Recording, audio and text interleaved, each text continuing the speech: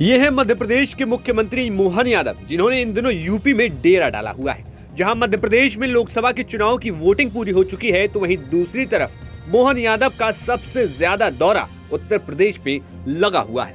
लेकिन यूपी में भी अब मोहन यादव ने वाराणसी में पीएम मोदी के लिए बैटिंग करना शुरू कर दिया है।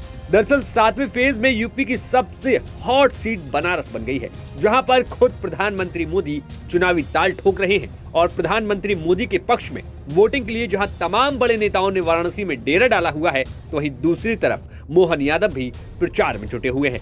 रविवार को मोहन यादव सीधे बनारस के काल भैरव मंदिर पहुंचे, जहां पर उन्होंने पूजा अर्चना की। काल भैरव की पूजा के बाद मोहन यादव ने जहां फूल माला चढ़ाई, तो काल भैरव के आशीर्वाद के तौर पर काल भैरव का कलावा भी बनवाया, जिसके बाद पीएम मोदी के लिए चुनाव प्रचार शुरू किया। बनारस में चुनाव चल रहा है। मैं आज यहाँ एक सभा लेने आया था और बाबा विश्वनाथ की कृपा से निश्चित तौर पे हम सब यशस्वी प्रधानमंत्री भारी बहुमत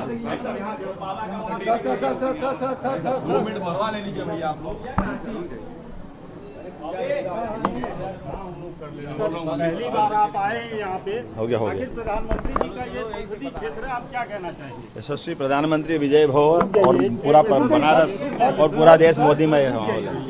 पूरा देश मोदीमय माहौल में है। मैं निश्चित रूप से कह सकता हूँ कि प्रधानमंत्री जी भारी बहुमत से जीतेंगे। लेकिन मोहन यादव का वाराणसी में इतना जोरों शोरों से प्रचार कई मायनों में खास है। समीकरणों को देखें तो बनारस में 1 लाख के करीब यादव वोटर हैं, जो अपने आप में बेहद खास हैं। जहां कुर्मी समाज के मतदाताओं की संख्या, रोहनिया और सेवापुरी विधानसभा में भी कुर्मी मतदाता काफी संख्या में है। इसके अलावा ब्राह्मण और भूमिहारों की संख्या भी अच्छी खासी तादाद में है। वाराणसी के लिए वैश्य, यादव और मुस्लिम मतदाताओं की संख्या भी जीत के लिए निर्णायक साबित होती है। लेकिन यहाँ 3 लाख से ज्यादा गैर यादव ओबीसी वोटर भी हैं, जिन पर प्रधानमंत्री मोदी और बीजेपी नजर गड़ाए हुए है। इसके साथ बात करें तो 2 लाख से ज्यादा यहाँ पर कुर्मी जाति के हैं, तो 2 लाख वोटर वैश्य भी हैं। 1.5 लाख के करीब भूमिहार वोटर हैं। इसके अलावा बनारस में 1 लाख यादव और 1 लाख अनुसूचित जातियों के वोटर हैं। बता दें कि बीजेपी के लिए बनारस को जीतना तो जरूरी है ही, साथ ही साथ टारगेट ये है कि प्रधानमंत्री मोदी की जीत देश में सबसे ज्यादा बड़ी हो। इसलिए मोहन यादव का बनारस दौरा खास हो जाता है। अब जहां बनारस पहुंचे मोहन यादव ने विपक्ष पर तो निशाना साधा ही, साथ ही साथ कृष्ण से लेकर राम तक की बात कह डाली। दुनिया को मालूम है कि वो ये भगवान राम और कृष्ण की धरती कौन है, बताओ ये जानकारी है कि नहीं है? लेकिन नहीं मालूम है तो किसको नहीं मालूम है? ये कांग्रेस और ये इनकी साथ वालों को मालूम। ये एक भी व्यक्ति भगवान राम के धाम पे दर्शन करने को भी तैयार नहीं।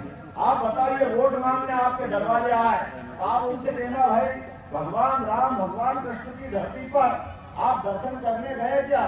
हमारी सरकार तो कई बार बनाई आपने, लेकिन आज कितना अच्छा आनंद आता है जब भगवान अयोध्या में मुस्कुरा रहे हैं। ये मौका अगर किसी ने दिया है तो यशस्वी प्रधानमंत्री नरेंद्र मोदी जी ने दिया। जोरदार ताली बजाओ यशस्वी प्रधानमंत्री नरेंद्र मोदी जी को।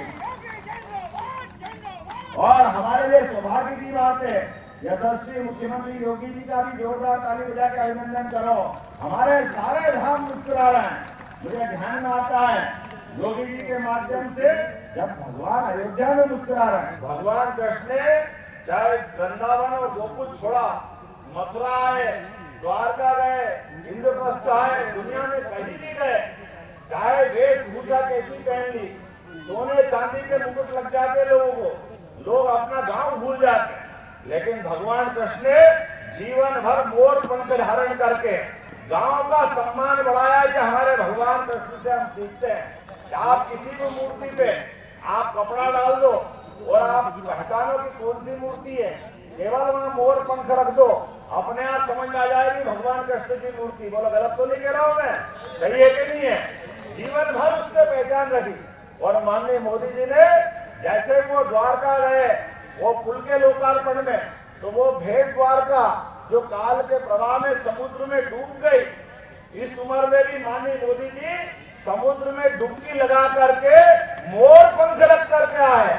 तो हम अपने सारे लोगों का कितना आनंद में कलेजा बड़ा हो गया जब हमारे देश के प्रधानमंत्री गर्व के साथ उनको ताजमहल भेंट नहीं करते, क्योंकि ताजमहल से हमारा संबंध अपनी संस्कृति का नहीं जुड़ता।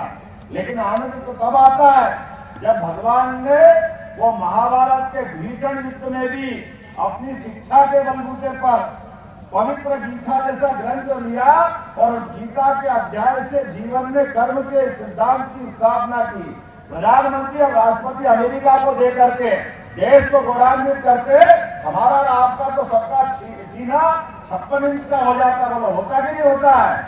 हमको आनंद आता कि नहीं? बोलो कृष्ण कन्हैया